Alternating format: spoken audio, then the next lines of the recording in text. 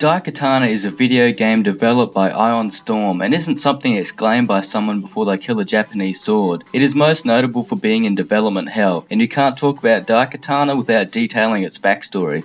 Unless of course you're watching my video, in which case I'm doing the courtesy of playing this game in the first place, so you may look up some infamous promotional poster in your own time. The game starts with the most drawn out opening cinematic, with the camera seemingly not knowing where the main character is as it frantically pans around buildings before finally settling on him. Every cutscene suffers the same problem, with each being too long and dialogue being delivered via text, while tepid music loops in the background. Mind you, I'm playing on the Nintendo 64 version of this game, as that seems to be the definitive worst version. Anyway, the main character, Hiro, who, because of his name, I assume must be the antagonist, is visited by an old man who is suffering from a plague, and just dumps the story of the Daikatana onto him. The animation in the cutscenes is laughably pathetic, looking like each character is on strings and the puppet master got wasted before each performance. Through this backstory dump, Hiro learns that the current leader of the world, Kage Mishima, used the Daikatana to steal the plague cure and uses that to control the world. Unfazed by this discovery, Hiro only then is swayed to help the old man after he finds out the old man's daughter, Mikiko, needs rescue. By the size of her tits alone, he ventures forth to rescue her and retrieve the Daikatana, but gets assaulted by assassins that mortally wound the old man. Can I also just mention that these graphics make the characters look like eyeless burn victims? The old man tells Hiro to hide in his coffin, so when the body collectors come, they dump him in Mishima's fortress. There's so much wrong with that, it's laughable. Was the old man just waiting to die from the plague so Hiro could get in the fortress and the assassins just made that process quicker? How did the body collectors know when someone dies? Do they just have a sixth sense for that? And why would they dump all the bodies in their leader's fortress? I'm sure the sight of rotting corpses would be a lovely sight to wake up to every morning. What if the body collectors just so happen to look in the coffin and see Hiro there too? With all those issues never explained, Hiro is then dumped into the first level of the game. The game is a first-person shooter with RPG elements, and by what I mean by RPG elements is you will get a message saying you leveled up, you confusedly shrug at the message and move on with the game. You would forget there's a half-assed attempt at the RPG elements if your stats weren't plastered on your screen, making you constantly question what acro is and how you were leveling it up. Your face is located on the HUD like in Doom or Wolfenstein 3D, but doesn't move around or indicate how damaged you are, seeming more like it reminds the player what Hiro looks like. The biggest annoyance of this game for me is that whenever Hiro dies, you need to restart the whole level again, as there are no checkpoints within them. The weapons are varied as you time travel to different locations, but the weapons must have a bone to pick with Hiro, as most damage him or hinder him in some way. Even when out of ammo and no way of retrieving new ammo due to being in a different time period, Hiro keeps a weapon, staying with it like any typical abusive relationship. On a more serious note, having to cycle through weapons that will never have ammo for them again is like cycling through a bunch of middle fingers because the game is saying, fuck you, we're wasting your time trying to get the weapon you want. It doesn't help that selecting weapons doesn't pause the game, so Hiro stands there getting shot to death as he slowly chooses his weapon. You get to choose between running and walking, but most of the time should be spent running considering how slow your walking is and the fact that enemies are placed quite a distance from one another. The only time you'd feel inclined to walk is in the terrible platforming sections because when running, Hiro slides off platforms like he's got butter strapped to his boots. The crouching is a poorly implemented feature that could be cut from the game, using two buttons to crouch for half a second before you can stand up and move on normally. Holes where you crouch down seem more like they were an attempt to mix up gameplay, as there's no need to crouch for accuracy. The enemy AI is laughably basic, with most rushing towards Hiro making for easy kills. Breaking the line of sight with the enemy while they are running toward you will make them run into the wall you duck behind, and they will constantly run in place. It's as if they couldn't afford a gym membership and this is their attempt at a makeshift treadmill. While there is a large selection of weapons on offer, most feel like others as they essentially do the same thing. Most enemies go down in a few hits, so there's no real sense of change between a rocket launcher and a pistol except maybe an explosion. There are puzzles to break up the shooting, and most consist of the highly mind-racking act of getting a key to open a door. Any other puzzle is overly explained by the game, like this puzzle here.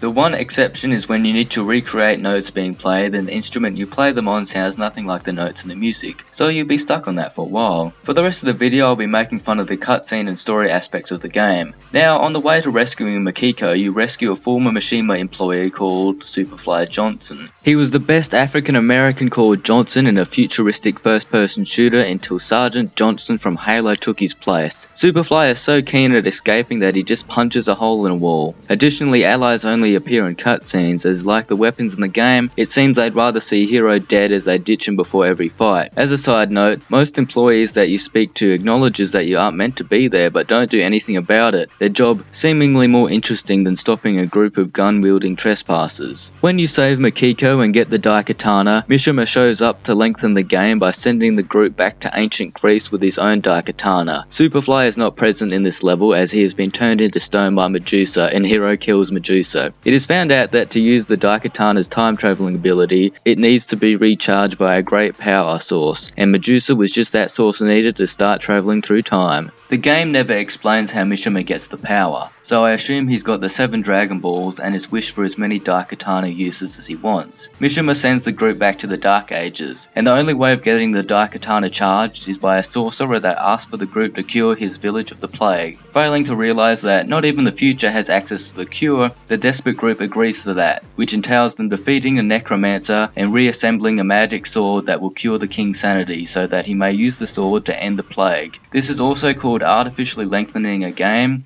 and the pieces of the sword are all located in the castle of the king, so if anyone really wanted to cure the king's sanity, all they had to do was look around. Along the way, Makiko falls sick from the plague, so it looks like she was an anti-vaxxer the whole time. I love the way the coughing sounds are worded in the text. It both makes the developers look like they can't spell, and that the characters are half-assing their lines even when not speaking. On cue, Mishima appears to once again screw around with the group instead of killing them, because sending them back to another time period must be something Mishima wants to add to his daily schedule. This time they are sent to San Francisco in the year the plague cure is found, and are dropped into the high security prison Alcatraz. Gangs run rampant in this time, and military are literally dropping prisoners off in the prison by helicopter. You find out the prisoners have a secret boat stash that they regularly come to and from the prison with. The problem with that story is that to get to the boats I needed to blow a hole in the wall with C4 and shoot my way through many an armed guard. So tell me, how again do these prisoners easily access these boats? Both boats are taken and Superfly is by himself on the other boat. Attackers pursue the group, and to let them escape, Superfly separates from the group to distract them. Hero proclaims that it worked, but immediately after asks where Superfly is. Do you have the memory capacity of a goldfish? Did you not just see him separate from you? Conveniently, Hero and Makiko crash near the facility where the plague cure is being made. They meet the creator of the cure and try to convince him to help them by introducing themselves like they aren't from the future, and Makiko could easily be lying when she says she's of relation to him. After finding Mishima has retreated to a military base, the pair hotwire a jeep and decide to stop by a port to pick up Superfly. The only port they are shown stopping at conveniently has Superfly waiting for them, surprised that they survived the boat crash. Looking past the fact that he was probably miles away distracting the other boats and wouldn't have seen them crash, why would he wait on a dock if he really did think they were dead then? When they pull up on the military base, Makiko tries to get in via seduction of the guards as she exits the vehicle in sexy slow-mo. With this game's graphics, it looks like she was a paraplegic booted from a car. The guards aren't turned on and suspect her, so the bitch just shoots them down in cold blood. When reaching Mishima, Mishima knocks both Makiko and Superfly out, citing his true intentions as a one-on-one with Hero. I'm playing the Nintendo 64 version of the game, my allies weren't going to show up for the fight anyway. Hero is then possessed by the ghost of the Daikatana's creator, and while this ghost has appeared earlier in the game, he's so forgettable I felt there was no need to mention him. Being ghost possessed means the full power of the Daikatana is unlocked, and the game would have been a lot shorter if the ghost had just decided to possess Hero as soon as he retrieved the weapon. It had been established that if two Daikatanas touch one another, the space-time continuum would collapse on itself. Mishima and Hero battle with the weapons like that wasn't mentioned in the lore, but had any established plot points in the game really been taken seriously prior? Just as Hero is about to charge the Daikatana to time travel back to the future, Makiko comically jumps up in the air and later the power goes off. Confused, Hero turns around to wonder at why the lights went out, when Makiko steals the Daikatana and kills Superfly. Mind you, Superfly was looking straight at Makiko as she jumped into the air and was still confused as to what happened. I'm surprised these two made it through the game thus far considering the number of stupid things they do. Mikiko explains that her reasoning behind the betrayal is to honor her ancestors that don't care about her, as the Daikatana was rightfully theirs. You easily gun the bitch down as Mikiko, being knocked out, fails to let her know a ghost fucking possessed you. The ending of the game is nothing really to make fun of, so